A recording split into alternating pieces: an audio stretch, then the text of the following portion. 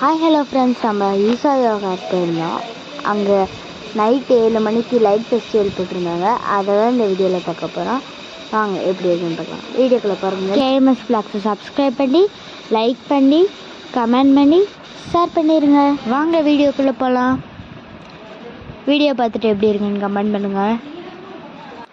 அங்கே ஒரே ஃபுல் கூட்டமாக இருந்துச்சு ஃப்ரெண்ட்ஸ். நாங்கள் லேட்டாக வந்துக்கிட்டு எங்களால் ப்ளேஸ் பிடிக்க முடியல. நீங்கள் ஸ்பீடாக வந்தீங்கன்னா உங்களுக்கு முன்னாடியே ப்ளேஸ் கிடைக்கும், இல்லைன்னா பின்னாடி தான் நின்று பார்க்கணும். பின்னாடி வியூ கொஞ்சம் டல்லாக தான் இருந்துச்சு.